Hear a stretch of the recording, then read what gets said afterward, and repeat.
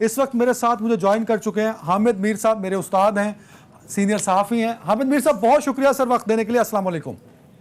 वालेकुम अस्सलाम। सर, आज आपके शागिर्द ने आपसे रिक्वेस्ट इसलिए की कि आज मोहतरमा फातिमा जिन्ना साहिबा जो हैं, हम हमारे लिए मतलब मैं अल्फाज नहीं है कि उनकी रिस्पेक्ट में, उनकी आज 53वीं बरसी है सर, तो उन पर 3 इल्ज़ामात थे कि वो गद्दार हैं, मुल्क दुश्मन हैं और इंडियन एजेंट हैं। सर, ये हमें पढ़ाया नहीं गया सर, हमने जब बड़े हो गए तो फिर सुना।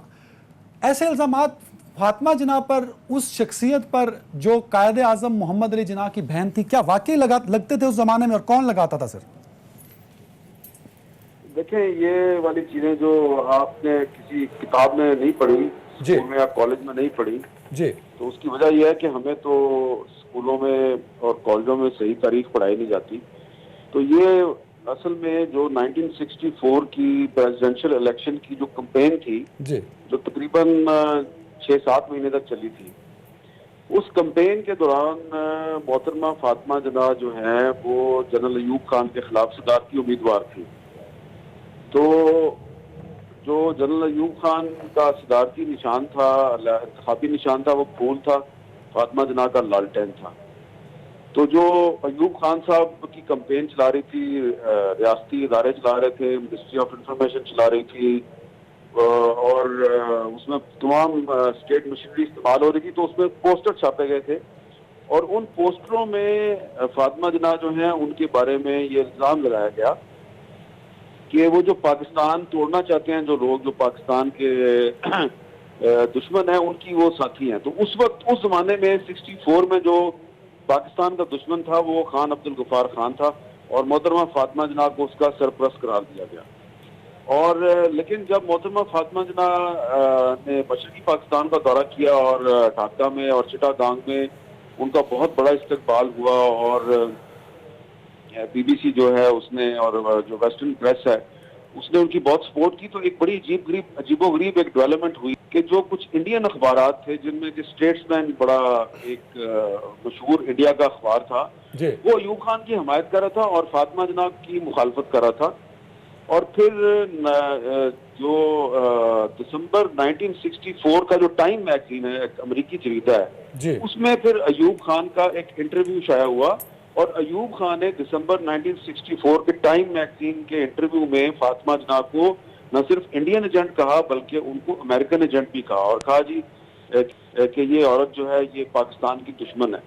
और उसके जी, तो ये तो एक डॉक्यूमेंट्री एविडेंस। लेकिन मीर साहब जो मैंने पढ़ा किताबों में, जब वो ढाका जाती हैं, ढाका से चिटागंग तकरीबन 300 मील का सफर है, तो बताती हैं किताबें कि 10 से 12 लाख लोगों की एक लंबी कतार थी, कनेक्टेड थी, जो ढाका से चिटागंग तक थी। ये मैं आज के बांग्लादेश की बात कर रहा हूँ। इसी तरह हमारे बुजुर्ग बताते हैं कि जब वो ट्रेन में उन्होंने ट्रैवल किया तो शहरों में लोगों का अंबार होता था, रश होता था। तो अवाम तो सारी सर फातिमा जिन्ना के साथ थी।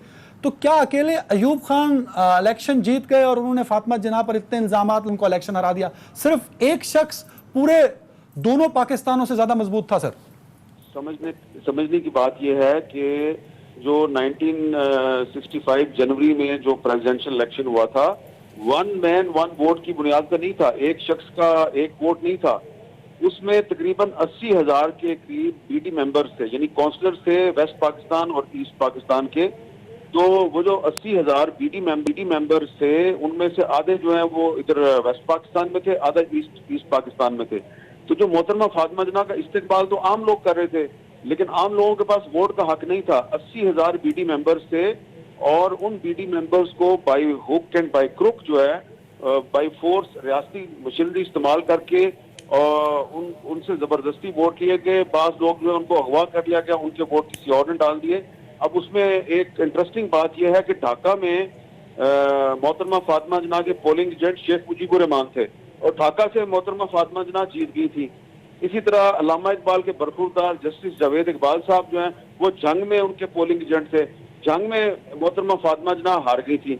मोहतरमा फातिमा जिन्ना को ज्यादा वोट जो है वो ईस्ट पाकिस्तान से मिले थे और अयूब खान को ज्यादा वोट वेस्ट पाकिस्तान से अच्छा, मिले थे। एक चीज तो और आप ऐड कर दीजिए मीर साहब, टाइम की थोड़ी कमी है।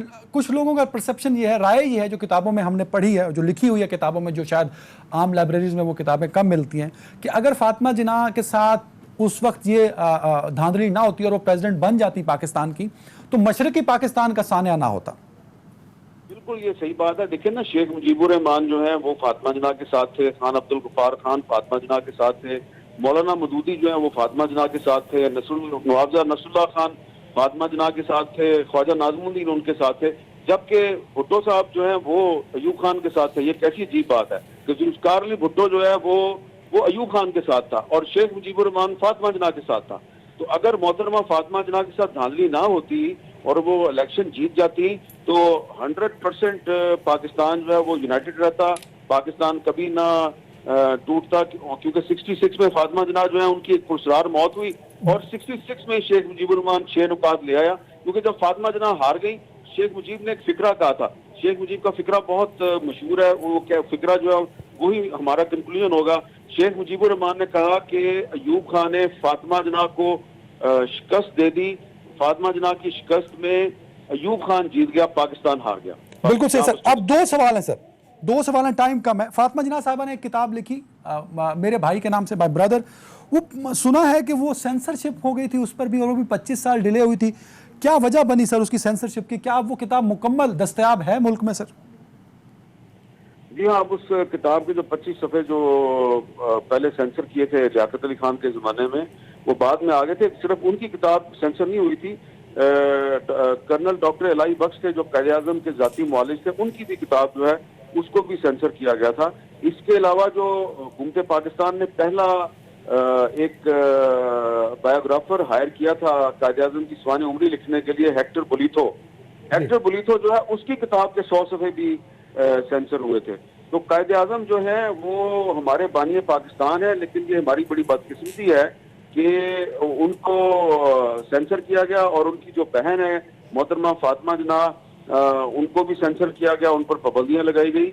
और जब 1965 में उन्होंने पाकिस्तान को मुत्तहिद रखने के लिए इलेक्शन लड़ा तो उनको इलेक्शन हरवा दिया गया और इस तरह पाकिस्तान टूट गया। बिल्कुल सही मीर साहब, बहुत शुक्रिया वक्त देने के लिए, आपने वक्त दिया। एक एक कमेंट इस मेहमानों से भी लेना चाहूँगा। अमीर अब्बास साहब, सर मोहतरमा फातिमा जिन्ना ने फरमाया कि हकीकी जमहूरियत के लिए मुल्क में पार्लियामेंट मजबूत हो, प्रेस मजबूत हो और आज़ाद भी हो, अदलिया भी मजबूत और आज़ाद हो, लेकिन ये तीनों चीज़ें आज भी डाउट में। एक कॉमेंट जल्दी से सर। नहीं हो सकी। मैं सिर्फ ये बता दूं, सायरा हाशमी साहिबा एक मुसन्निफा है जिन्होंने किताब लिखी थी एक तासुर दो शख्सियात जी। उस किताब में उन्होंने बताया कि मोहतरमा फातिमा जिन्ना को कत्ल किया गया और उनकी मौत हरकत कल बंद होने से नहीं हुई। फिर शरीफुद्दीन पीरजादा साहब ने डॉन में एक कॉलम लिखा था जिसमें उन्होंने बताया कि कायदे आजम के भांजे अकबर पीर भाई ने अयूब खान से, वो उस वक्त इंडिया में बड़े नामवर वकील थे, उन्होंने अयूब खान से दरख्वास्त की थी कि वो इस मामले की तहकीकात करवाएं क्योंकि हमें ये कत्ल लगता है, लेकिन उनकी दरख्वास्त मुस्तरद कर दी गई थी। फिर 2003 में कराची के एक ताजिर थे हाजी गुल अहमद, उन्होंने सिंध हाई कोर्ट में दरख्वास्त दायर की जब ये मामला 2002-2003 में उठा के मोहतरमा का को कत्ल किया गया और उनके जिस्म पर तशद्दुद के निशानात थे और उनके बिस्तर के ऊपर भी कुछ खून के धब्बे थे। तो हाजी गुल अहमद जो सिंध के ताजिर थे, उन्होंने सिंध हाई कोर्ट में दरख्वास्त दायर की कि इसके ऊपर कमीशन बनाया जाए, लेकिन उसके ऊपर कोई पेशरफ्त नहीं हो सकी। ये बड़ा अलमिया है पाकिस्तान बिल्कुल सही कि हमने अपने उस्मान बसरा साहब जल्दी से कमेंट। मीडिया आजाद नहीं है, अदलिया आजाद नहीं है, पार्लियामेंट आजाद नहीं है। जैसे अभी आपने मोहतरमा फातिमा जिन्ना के ऊपर बात की, देखिए तारीख तो सबको पता है क्या है। अब हम लोगों को सबको मुहतरमा की अगर अजमत और शान को ऊपर लेके आना है, उनको सही मानों में, तो आज हमें उन लोगों को जिनकी तरफ मीर साहब ने इशारा किया, जिन्होंने उनको इलेक्शन हरा, उनको जेहन में नहीं रही कि उनके इलेक्शन के सिंबल को आज पाकिस्तान मुस्लिम लीग नून के एक नायब सदर के वालिद साहब, जो उस वक्त मुस्लिम लीग के रुकन थे, सो कॉल्ड, आज भी इनके प्रोग्राम बैठते हैं, उनके कुतिया के गले के अंदर वो लालटेन लटका के पूरे शहर में घुमाया करते थे। ये तारीख का गुजरावाला के अंदर, ये मैं खुरम दस्तगीर के वालिद की बात कर रहा हूं। अगर आपको तारीख ये सही करनी है तो तारीख के दुरुस्त पहलू के साथ खड़े हों, ऐसे लोगों को टेलीविजन के ऊपर और फिक्री तौर पर भी उनकी सरजनिश करें कि इन लोगों ने पाकिस्तान तोड़ने वाले एक्ट यानी कि फातिमा जिन्ना के इलेक्शन को हरवाने में सुरखेल का किरदार अदा किया और आज ये जमहूरियत के चैंपियन बने बैठे हैं। आज ये कायद की मुस्लिम लीग के वारिस शुक्रिया। इसलिए इसको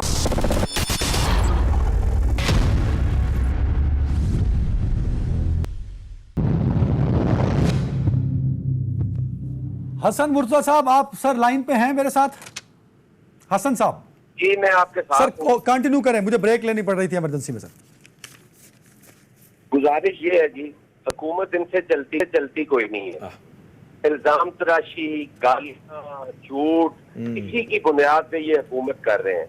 जो शख्स जिसके बच्चों की फीस तक नहीं देता जी, उसको क्या पता कि ये लोगों के मसाइल क्या है? उसको इस चीज का पता ही कोई नहीं है। पूरे मुल्क के अंदर की इंक्रोचमेंट के नाम पे उसने हर गरीब आदमी का घर गिरा दिया। अपने घर को उसने बनी गाला को रेगुलराइज करवा दिया। 50 लाख घर देने का वादा किया, 50 लाख घर गिरा दिए। करोड़ नौकरी का वादा किया, 2 साल हो गए, एक नौकरी हसन नहीं भाई की। आपका पॉइंट मैंने ले लिया, मेरे पास टाइम खत्म हो गया। मैं आपसे एक response प्लीज करूं तो- प्लीज, मेरे पास टाइम उनको खत्म हो respond रहा कर है। लो। हसन मुर्तजा साहब बहुत शुक्रिया आपका।